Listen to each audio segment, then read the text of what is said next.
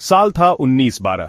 RMS Titanic, जिसका नाम था ग्रैंडर और एम्बिशन का दूसरा नाम, अपने पहले सफर पर निकली। ये भव्य जहाज, अपने समय का सबसे बड़ा जहाज, इंग्लैंड के साउथहैम्पटन से न्यूयॉर्क शहर के लिए रवाना हुआ। हवा में एक्साइटमेंट थी, क्योंकि पैसेंजर्स, जो सोसाइटी के एलीट लोग और होपफुल इमिग्रेंट्स का मिक्स थे, जहाज पर चढ़े।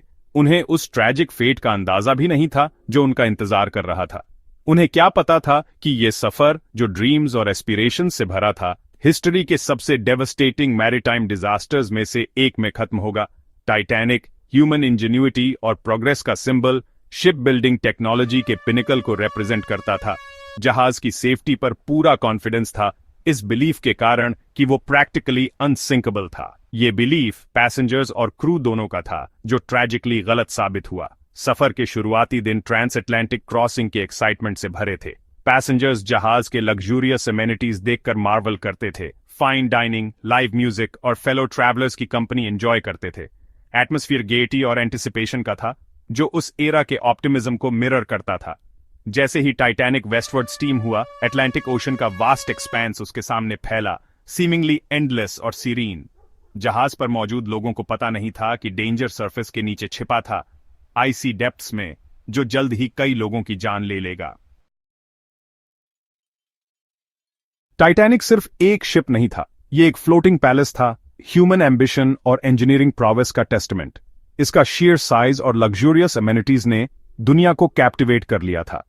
जहाज 3 क्लासेस में डिवाइडेड था, हर क्लास अलग लेवल का कंफर्ट और ऑपुलेंस ऑफर करता था। First class passengers opulent sweets, एक ग्रैंड स्टेयरकेस, एक स्विमिंग पूल, एक जिम्नेजियम और एक स्क्वॉश कोर्ट भी एंजॉय करते थे। सेकंड क्लास अकोमोडेशंस थोड़े मॉडेस्ट थे, लेकिन फिर भी कंफर्टेबल और स्पेशियस थे। थर्ड क्लास पैसेंजर्स, जिनमें से ज्यादातर अमेरिका में नई लाइफ ढूंढने वाले इमिग्रेंट्स थे, लोअर डेक्स में रहते थे। उनके क्वार्टर्स बेसिक लेकिन क्लीन थे। टाइटैनिक को अपने टाइम के एडवांस्ड सेफ्टी फीचर्स के साथ डिजाइन किया गया था। इसमें डबल बॉटम हल और 16 वाटर टाइट कंपार्टमेंट्स थे, जिन्हें हल ब्रीच की सिचुएशन में फ्लडिंग को कंटेन करने के लिए बनाया गया था। इन कंपार्टमेंट्स को इंडिविजुअली वाटर टाइट डोर से सील ऑफ किया जा सकता था। यह फीचर जहाज को अफ्लोट रखने के लिए था, इवन अगर कई कंपार्टमेंट्स फ्लड हो जाते। इसीलिए यह बिलीफ फैला शिप बिल्डर्स और प्रेस द्वारा कि टाइटैनिक प्रैक्टिकली अनसिंकेबल था। यह टर्म अक्सर लिटरली यूज होता था, लेकिन यह जहाज के डिजाइन और सेफ्टी फीचर्स में इमेंस कॉन्फिडेंस को रिफ्लेक्ट करता था। जहाज पावरफुल इंजन्स और state of the art navigation equipment से इक्विप्ड था। वायरलेस टेलीग्राफी, एक रिलेटिवली न्यू टेक्नोलॉजी, दूसरे शिप्स और शोर स्टेशन से कम्युनिकेशन अलाउ करती थी, जिससे टाइटैनिक आइस वार्निंग्स और अदर इंपॉर्टेंट मैसेजेस रिसीव कर सकता था।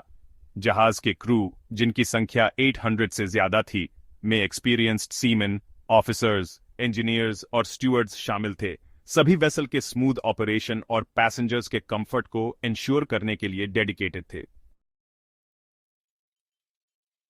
जैसे जैसे टाइटैनिक अपने जर्नी पर आगे बढ़ा, वायरलेस ऑपरेटर्स को दूसरे शिप से मैसेजेस मिले जो आसपास आइस की वार्निंग दे रहे थे। इन वार्निंग्स को एक्नॉलेज तो किया गया, लेकिन पूरी तरह से नहीं माना गया। कुछ वार्निंग्स शिप के कैप्टन तक रिले किए गए, लेकिन उन्हें इतने क्रिटिकल नहीं समझा गया कि कोर्स चेंज किया जाए। टाइटैनिक की इनविंसिबिलिटी में बिलीफ और शिप के स्केड्यूल को मेंटेन करने की डिजायर ने इन क्रूशल वार्निंग्स को डाउनप्ले करने में कंट्रीब्यूट किया। नॉर्थ अटलांटिक में अप्रैल आइसबर्ग्स के लिए जाना जाता है, और टाइटैनिक का रूट उसे एक ऐसे एरिया से ले जा रहा था जो पर्टिकुलरली ट्रेचरस माना जाता था। इसके बावजूद शिप ने हाई स्पीड मेंटेन की, लगभग अपनी मैक्सिमम कैपेसिटी पर आगे बढ़ता रहा। काम सीज और क्लियर स्काइज ने फॉल्स सेंस ऑफ सिक्योरिटी दिया, उस डेंजर को मास्क कर दिया जो सरफेस के नीचे छिपा था। 14 अप्रैल 1912 की शाम को टेम्परेचर काफी ड्रॉप हुआ, जो एरिया में आइस की प्रेजेंस इंडिकेट करता था। लुकआउट्स, जो क्रोज नेस्ट में स्टेशन थे, होराइजन में किसी भी डेंजर के साइंस को स्कैन कर रहे थे। हावेवर लुकआउट्स के पास बिनोक्यूलर्स नहीं थे, जिससे वो आइसबर्ग को जल्दी स्पॉट कर पाते। जैसे जैसे रात आगे बढ़ी, टाइटैनिक अपने कोर्स पर चलता रहा, seemingly oblivious to the impending disaster. Warnings दिए गए थे, लेकिन ह्यूमन एरर, टेक्नोलॉजिकल लिमिटेशंस और मिसप्लेस्ड सेंस ऑफ इनविंसिबिलिटी ने ट्रेजेडी के लिए परफेक्ट स्टॉर्म क्रिएट कर दिया।